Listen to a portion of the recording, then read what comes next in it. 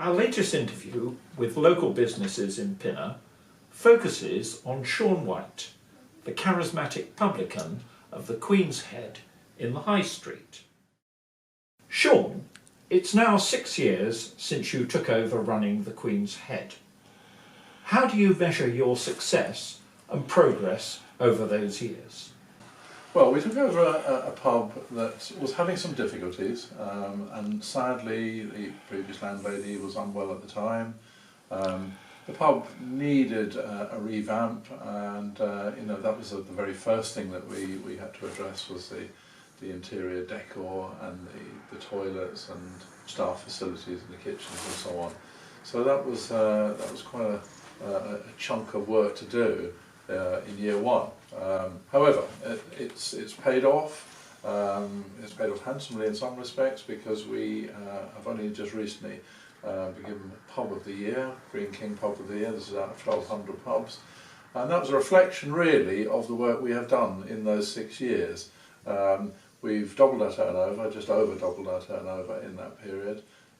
We've had an enormous input with staff training, and that's really my baby, if you like, given my kind of background in education in the past. Yes. So my measure would be the high quality of staff we have, and the sort of participation from our local community and the feedback they give us. Nothing's ever perfect, and we do get things wrong, but we'd like to think that we address those things when they do go wrong. What are your future ambitions, and how do you see the Queen's Head developing over the next few years? Well, principally the Queen's Head is a wet-led pub, as they would describe in our trade, which means it's 95% drinks sales and 5% food. So it's principally a drinks business.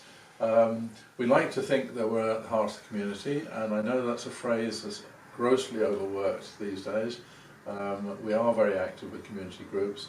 We like them to feel that this is a public house, and a public house would have rooms and it would have a front room. So it's your front room and my front room and everybody's, and that's our principal thinking. We live in a society where there's an increased amount of loneliness and mental health issues, and we believe the pub is a perfect place to relieve the agony of loneliness, and for those who are unwell to come and have company, because we feel that's very important. So the long-term view with the pub will be to continue growing in that area and addressing our staff needs and the staff training needs towards looking at mental health issues, looking at loneliness and so on, and to see how we can actually improve the lives of people who come in here. On a wider scale, we are looking to expand the business offer, as it were, to accommodation. We're seeking to apply for planning permission to build a small hotel at the bottom of the car park, which would have eight bedrooms. So that's a longer term plan. We see that as possibly a year and a half away, but the plan is active, and we're working with our landlords and with the planners to see if we can achieve a solution that works for Pinner. That's very exciting. Sean, how do you manage balancing a business and family life, especially now that you have a grandchild? Right, well, it's an interesting question. Perhaps the grandchild has helped me focus much more on that question. When I came here first, yes, I was working 80 or 90 hours a week. I think in year one of any business, you really do have to immerse yourself totally in the business, which I did. But yeah, we've surfaced now. The business is growing and it's doing well. I take every Wednesday off. I've rejoined our local tennis club in Moss Lane, and I'm quite disciplined about that and take the whole day off. And I do much reduced hours now on Saturday and Sunday.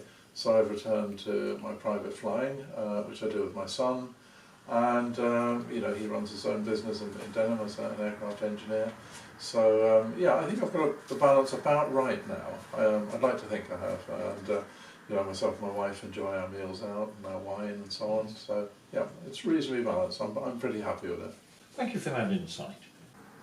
On the wider picture of the High Street, how do you see it evolving over the next few years, particularly in Pinner? I think we have to be very careful with this one because there's a great deal of discussion about high streets dying and a lot of negative words, and I think the death of any street is a negative. We have to work very hard as retailers to accommodate the new world. Yes, we are facing competition, very, very stiff competition from the internet and so on, and I see in traditional retail, yes, of course it has suffered. But there are innovative retailers out there. I think one of the things that we must do for the high street is we must look at the fact that most people are at work between 9 and 5, and this is when most of the shops are open. And I would suggest that we need to look at a continental model. We need to move towards a model whereby possibly shops don't open till lunchtime and stay open till 8 or 9 in the evening. That may have present some problems for some of the owners who may have young children, etc., and other commitments. But I really do think that is the way forward. It's rather sad sometimes that, you know, when I look outside our front door on a Friday evening, that the pub is absolutely mobbed and there's people on the pavement enjoying a drink, and I look around and I see all the lights off in all the shops, and I think that does need to be looked at. And I think we can reinvigorate the high street if we work at it.